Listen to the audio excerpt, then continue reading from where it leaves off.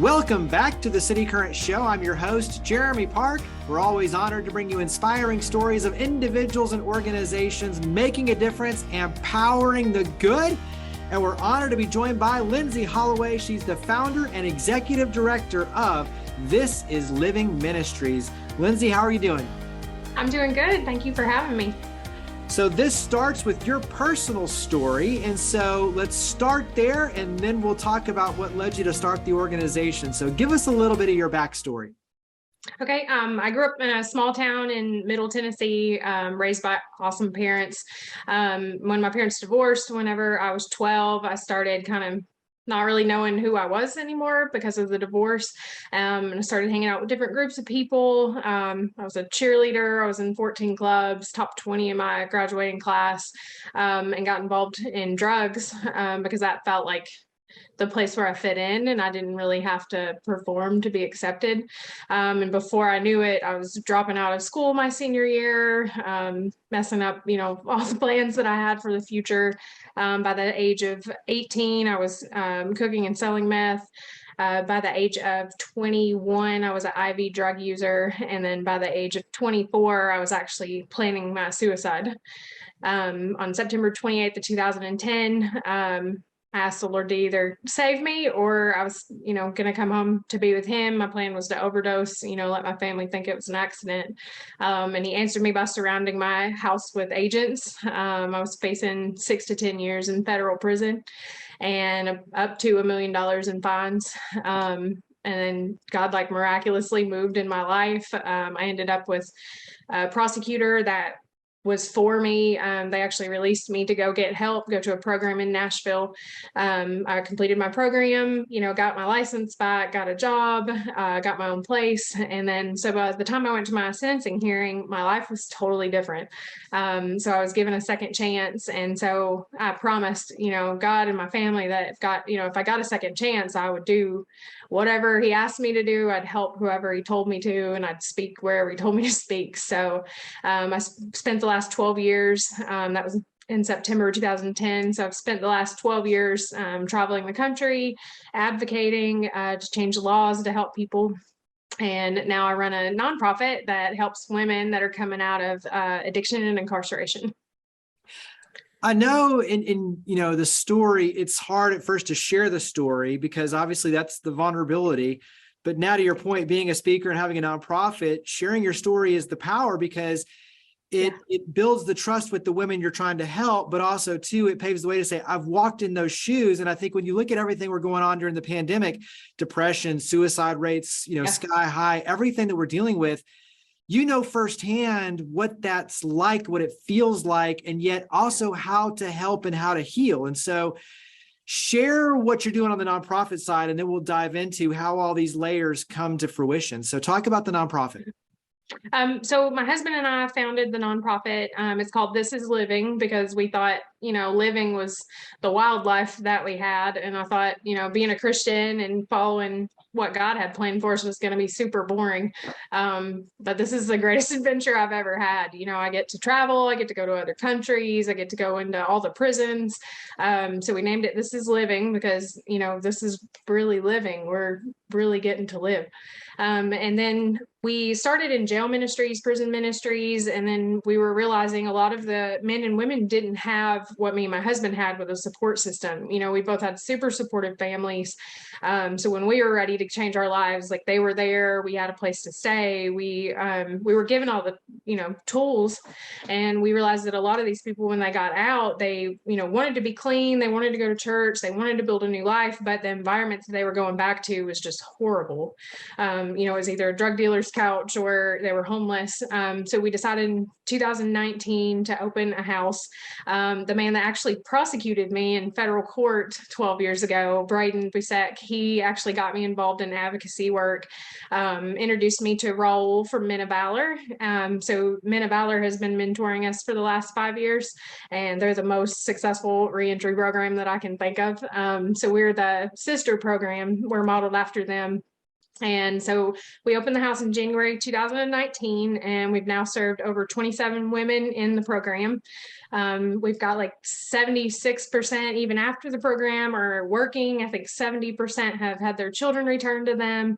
And so even without, graduations, the women still got what they needed, and they have like a whole new life. What are some of the main things that you really think do drive success? Obviously, it's relationships, it's the pouring in, the personal pouring in, them trusting you. I mean, there's a lot to it, but what are some of the main things that you really think are creating the success? I think we've got a really awesome team of staff and volunteers that like this is their heart.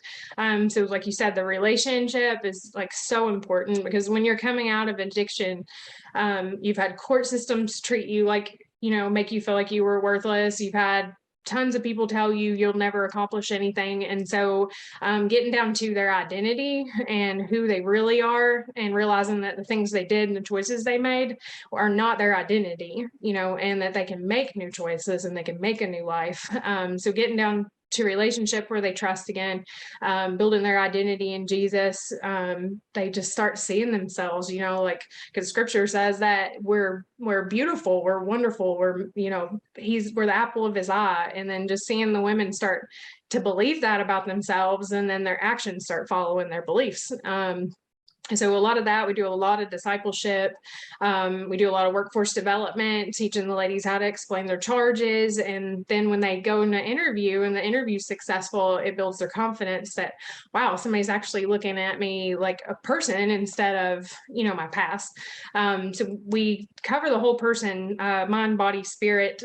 We make sure they work out a couple times a week. We teach them new hobbies, cooking, cleaning, house management. So just treating the whole person. We outsource mental health and med management, counseling, trauma therapy. And so we, instead of just hitting it from one side, we cover the whole person. And so they're able to build themselves up in all different aspects of their life. You don't have to name names, obviously, but give us an illustration, a success story when you talk about the women in your work. Actually, there's a couple of girls that come to mind, but we had one lady that she had lost complete custody of her children for 4 years. We're in the foster care system, and was told repeatedly that rights were going to be terminated. But she came to our program. We worked with her.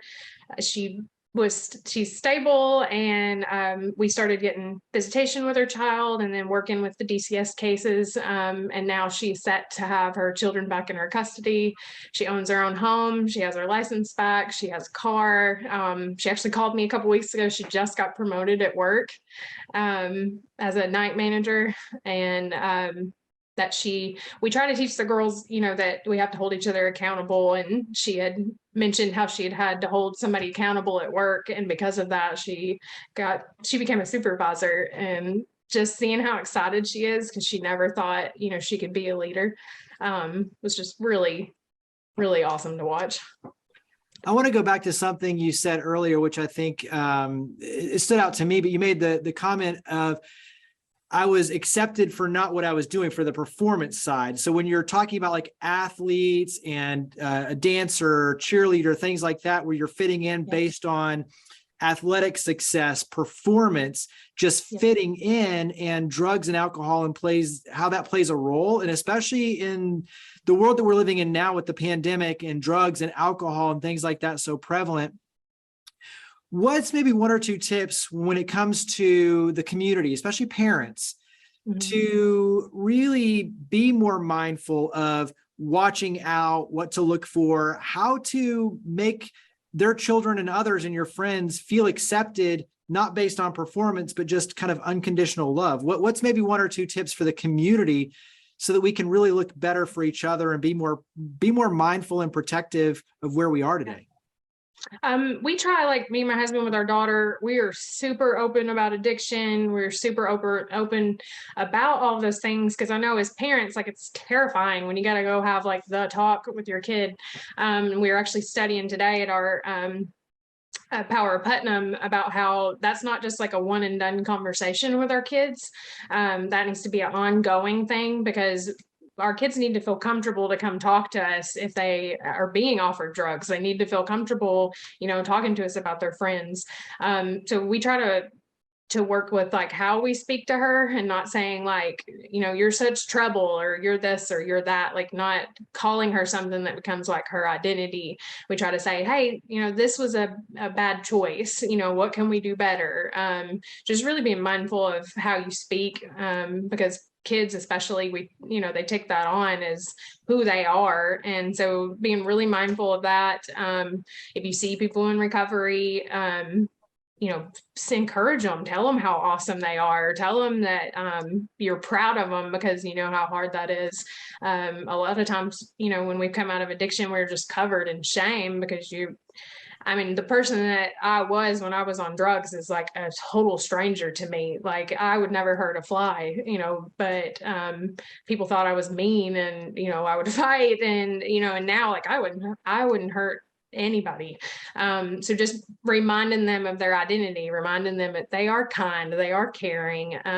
But that encouragement, it goes so far. Like the prosecutor talking to me like a person and not downgrading me and like you're doing a great job, I see how hard you're working.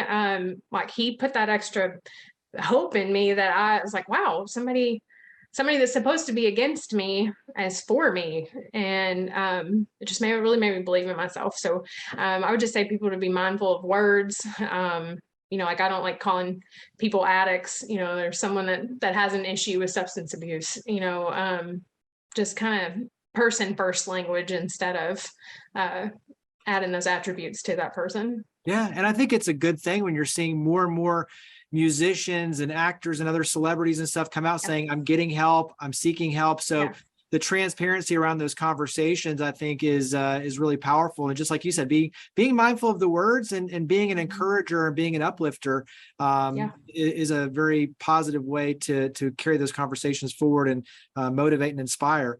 So talk about how we can get involved. How can we help your efforts? I know you have upcoming events and ways to get involved. So talk about those. Okay, we're currently have a couple of campaigns going on. We have one that we call Love 360. So we're trying to get 360 people that will donate 360 a year. So that's $30 a month. You can sign up on our website for the $30 a month. And we also just announced our building fund, which I'm super excited about. We have been the need is huge in Tennessee, especially for women, and we need more beds. So we currently can house 9 ladies. We just started our building fund. We were just gifted a 15-passenger van, so we're able to carry more ladies. But that is called the JBEZ Building Fund. That can also be seen on our website. So we're looking for corporate sponsors that can help with that building fund. Also corporate sponsors or church sponsors, small groups that would like to help us with our event. So once a year, we do a big festival at the fairgrounds in Putnam County, and it's called Ride for Recovery Festival. We do car shows and vendors, food trucks. There's obstacle courses for kids, face painting games. So just to support the community and especially those in recovery, to show them, that our communities in Tennessee do support them. So we use it as a fundraiser, but we also use it to support and show everyone in recovery that the town, and our whole state is behind them. So we're always looking for vendors, auction items, and then volunteers. We always need volunteers. We currently need them in the ministry house, but we also are looking for mentors that could spend, an hour or two a week with each lady individually assigned to her. And then we are about to start our in-prison ministry, and the prisons are all over the state. So that could be something. If you're in another area, you can volunteer in the prison ministry in the areas that are near you. And so any of those options would help tremendously. And I'm glad you mentioned that it's a statewide effort. So no matter where people are hearing this across the state of Tennessee, they have an opportunity to plug into your efforts, which is powerful. Yeah. So wrap up with where we go to learn more. So website, social media, where do we go to start taking those next steps to get involved? Our website is www.thisislivingministries.org, and then just go to the connect with us page, and there's tons of ways that it's all laid out where you can support all different ways. And then we also are on Instagram, Facebook, Twitter, and then Indeed. So, oh, and LinkedIn. We're on LinkedIn now Makes it too. easy. And if you like to see some videos of some of the women we've helped, we do have testimonies on YouTube, and all of those are under This Is Living Ministries. Give me one more thing that you wish everyone knew about This Is Living Ministries. Just that these women are valuable. They have purpose and they deserve to be loved, and just like every one of us. So I just want people to see that their lives matter, and pouring into them is really good soil.